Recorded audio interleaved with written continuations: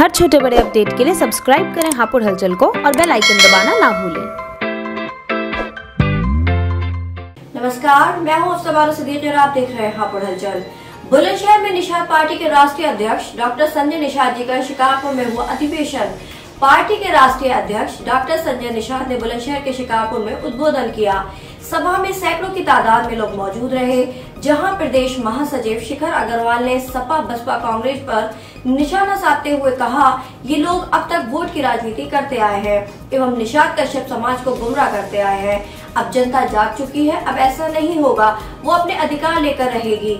जनता अब परिवर्तन का मन बना चुकी है। 2022 में निषाद पार्टी की सरकार आएगी। चैतन्य यादव, दलजीत कश्यप ने भी यहां अपने विचार रखे। इसके अलावा जिला अध्यक्ष नरेश कश्यप ने कहा कि अब समाज और निर्बल लोग निषाद पार्टी को ही वोट देंगे। सभा में कपिल कश्यप, कृष्णकांत, अनीता कश्यप, विक्रम कश्यप और कुलदीप आदि लोग मुख्य रूप से उपस्थित रहे। जोरदार तालियों के साथ मैं चाहूंगा माननीय डॉक्टर संजय निषाद जी का स्वागत होना चाहिए। एक बार फिर जोर से हम सबके बीच निषाद पार्टी के राष्ट्रीय अध्यक्ष माननीय डॉक्टर संजय निषाद जी उपस्थित हैं, जिनका हम बहुत ही दिल से इस बुलंदशहर की धरती पर अपने समस्त कार्यक्रम। आप निषाद पार्टी के राष्ट्रीय अध्यक्ष जी हैं, आपको अभी पॉलिटिकल की जो पार्टी मिली है उसके बारे में आप क्या संदेश देना चाहेंगे? और मैं सबसे पहले तो अपने मछुआरों को और अपने निषाद पार्टी के कार्यकर्ताओं को और निषाद पार्टी को बढ़ाने के लिए और भी जितने भी दूसरे वर्ग के लोग जो आए हुए हैं, मैं सबको बधाई देता हूं और पत्रकार बंधुओं को भी बधाई देता हूं। और बहुत ही ग्लैड ये उपाधि जो है पॉलिटिकल गॉडफादर ऑफ फिशरमैन की जो मिली है दक्षिणी भारत में, उस पर निषाद पार्टी के कार्यकर्ता हमारे नेतृत्व में काम किए हैं। हमारी नई उपाधि है, वो हमारे पार्टी के कार्यकर्ताओं की उपाधि है। पार्टी नहीं होती तो शायद हम भी नहीं होते और हमारी लोग उपाधि के लिए हमें चुनते भी नहीं। और वो पॉलिटिकल गॉडफादर ऑफ फिशरमैन का जो उपाधि दिया गया है, क्योंकि कहा गया कि history the mother of politics, movement is the father of politics. इतिहास जो होती है, राजनीति की जो है माँ होती है, आंदोलन उसका बाप होता है। कहा गया कि political power the strong then god power जो होता है, कि राजनीतिक शक्ति भगवान की शक्ति से ज़्यादा शक्तिशाली है।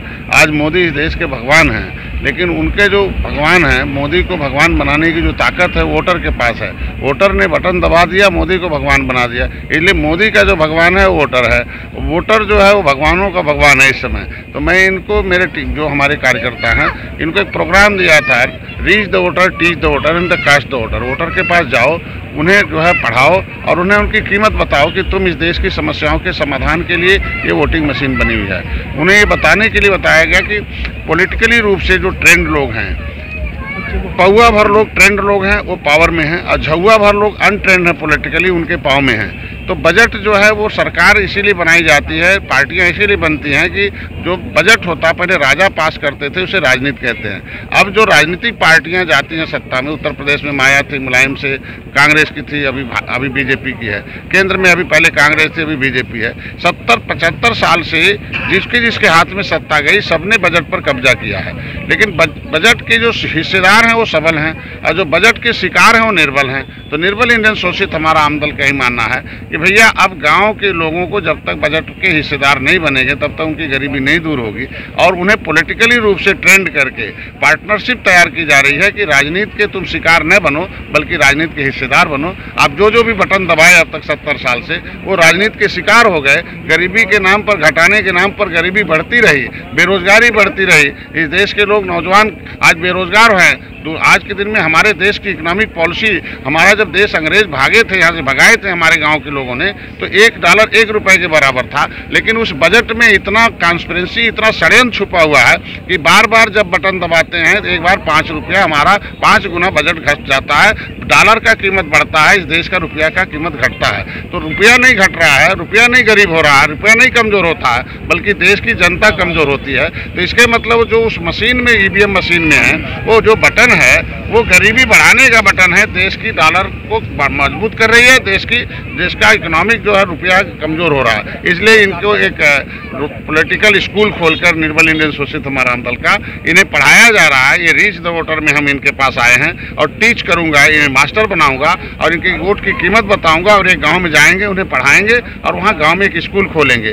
अब तक जो सपा बसपा भाजपा कांग्रेस का जो स्कूल था, वोट तो लिया बल्कि नोट में हिस्सा नहीं दिया, बल्कि डॉलर की कीमत बढ़ गई और रुपया कमजोर हो गया। तो इन्हें मजबूत होना होगा, तो राजनीतिक रूप से इन्हें इकट्ठा होना होगा। और निषाद पार्टी का बटन 2017 में आया, एक विधायक बनाया, 2018 में मैंने लोकसभा में एक अपना कैंडिडेट अलायंस से पहुंचा है, 2019 में पहुंचा है, 2022 में निषाद पार्टी अपने सिंबल से इतना सीटें जरूर जीतेगी कि उत्तर प्रदेश का बजट बिना निषाद पार्टी के सहयोग से नहीं पास होगा। अब गरीबों के हितों के लिए बजट बनेगा। अब तक इनको जो इन्हें हिस्सेदार बनाएगा बजट में, उनको साथ जाके सरकार बनेगी 2022 में। जो इन्हें शिकार बना रही है 70 साल से, ऐसे लोगों को उस बजट से दूर रखा जाएगा। इसीलिए हम यहाँ बुलंदशहर आए हुए हैं। अग्रवाल जी के द्वारा आए हुए हैं यहाँ राष्ट्रीय अध्यक्ष जी हैं। सीतापुर की जनता को आप क्या संदेश देना चाहते हैं? गरीब जनता है सीतापुर की, क्या नया संदेश देना चाहते हैं? और कैसा, आप तो जब आए थे योगी जी बोल रहे हैं दग्धा मुक्त सड़कें होंगी, दग्धा मुक्त सड़कें हुई है नहीं हुई है, जाम की क्या समस्या आपको मिली थी? आप आए हैं यहाँ बाईपास रोड में। मैं इन्हें आया हूँ एक रूप से कि इस पार्टी का नाम निर्बल इंडियन शोषित हमारा है, जिसका स्वास्थ्य, शिक्षा, रोजगार, व्यापार, उद्योग, राजनीति में हिस्सेदारी है वो सबल है, जिसको नहीं हिस्सेदारी है वो निर्बल है। मैं इन्हें बताने आया हूँ कि 150 सीटें मछुआ बाहुल हैं, जो कश्यप, कहार, बिंद, केवट, मल्लाह, कश्यप, कहार, झीमर, रैकवार, बाठन, तुरैया, उलवट, चाई में बटे हुए हैं। ये झीमर झीमर में बटे हुए हैं। इनका अनुसूचित जाति के सूची में आरक्षण 1931 से है। देश के संविधान में मझवार, गौड़, तुरैया, खरवार, बेलदार, खरोट के नाम से इन्हें अनुसूचित जाति का प्रमाण पत्र मिलता था, लेकिन इन्होंने कांग्रेस की बटन दबा दी और कांग्रेस ने इनका आरक्षण ही खत्म कर दिया। जो कांग्रेस के साथ थे वो मेवा खा रहे हैं, वो महल में है, और ये बेचारे कांग्रेस को वोट देते देते दलदल में हैं। तो इनका कोई पॉलिटिकल गॉडफादर न होने के नाते, जिसका कोई पॉलिटिकल गॉडफादर था, दलितों का पॉलिटिकल गॉडफादर आए कांशीराम, उन्होंने संविधान को लागू करा के उनको पूरा दे दिया।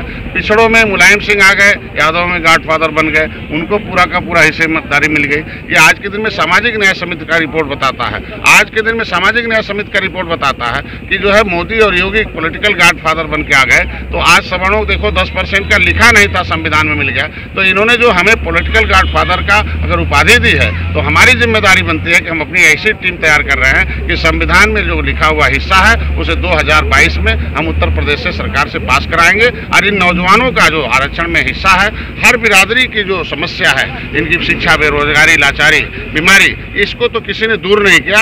अब इनको इसलिए कह रहे हैं कि भैया भाग्य तुम्हारी दूसरा नहीं लिखेगा, भाग्य तुम्हारा है, तुम्हें खुद को लिखना पड़ेगा।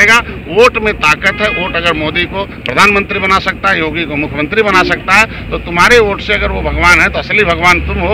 और तुम्हें नशे में सुलाया गया है, एक तो धर्म के नशे में सोए हो, तुम्हारे ऊपर पौवा का लेबल लगाया गया है, तुम्हें अब पावर का लेबल लगाना होगा। और निषाद पार्टी पावर का लेबल लगाने के लिए इन्हें आई हुई है।